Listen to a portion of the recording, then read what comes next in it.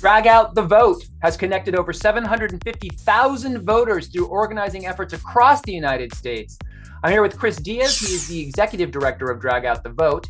He immigrated to the United States with his mother from the Republic of Panama at the age of 4, moved to Florida, and he's now working with drag ambassadors nationwide to get people registered to vote and more. It's critical. Welcome, Chris. Thank you for talking with me. Thank you so much for having me. I'm excited to be here. I'll tell you, when I first came out, I was intimidated by drag artists. They were so bold in who they were. You know, they were so confident, and I was none of those things. But they have dazzled me since. I am so in the drag queen camp, and I hate to see what's going on. They have become a target in this stupid culture war. What was the impetus to start attacking drag queens? I mean, I think you hit it right on the head. It's a continuation of culture wars. One of the things that the LGBTQI community over the last 10 to 15 years, we've experienced a great deal of success for our community. That's with the passing of the Respect for Marriage Act. That's with the repeal of Don't Ask, Don't Tell. These successes, I think, get under the skin of folks that want to legislate against queer joy and legislate against our community. It's kind of, the horse is kind of out of the barn, though. I mean, do you see that as long as we put in the work, and I don't just mean the drag community and the trans community, but all of their allies, as long as we're standing up, we're not going back. Am I right?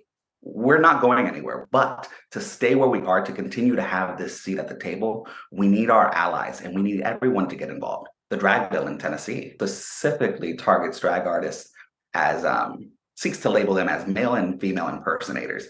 What's insidious about that law is that it can also be applied to our trans siblings. That has been overturned by the courts.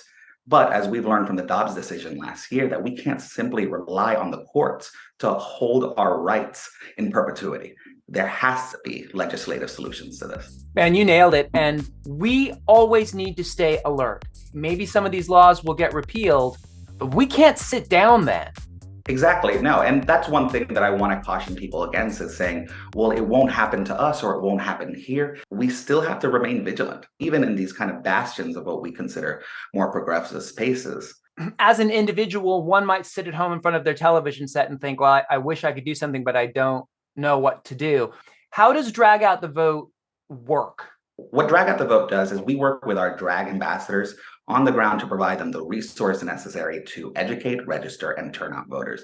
Now, what that looks like, that can either be resources, that can be materials, as in, are there pamphlets, are there talking points? What do they need to know to activate their communities? And then we work to provide them with whatever they need. And one of the things that I'm excited about that Drag Out the Vote is working towards, we're going to be expanding our services to our drag artists. That's providing media training to our drag ambassadors so that they know, what do I do when I find myself in a situation that might be antagonistic?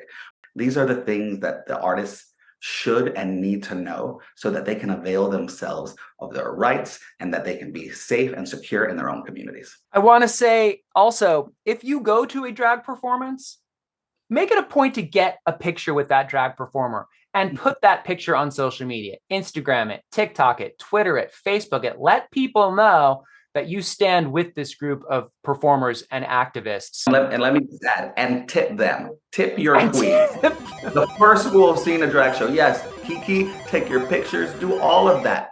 Tip your queens. How can the average individual get involved? Where can they go online to learn more about Drag Out the Vote? Go to dragoutthe.vote.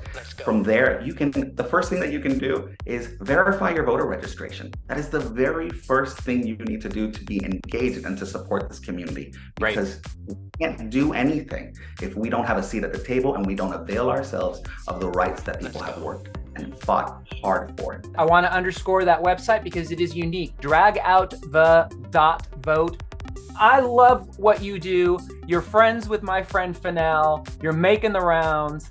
I'm anything that I can do. You bring those drag ambassadors from Drag Out the Vote to You Can't Be Blue, and I will let them take over the show. I can't wait to meet them. I'm so happy you're doing this. It means a great deal to me and a lot of other people a lot younger than me who are just coming into having to wrestle with a lot of these issues. Chris Diaz is Executive Director of Drag Out the Vote. Thank you so much for talking with me today, and I wish you all the best. Hey, thanks for watching. Don't forget to subscribe to You Can't Beat Blue on YouTube, Instagram, TikTok, and Twitter.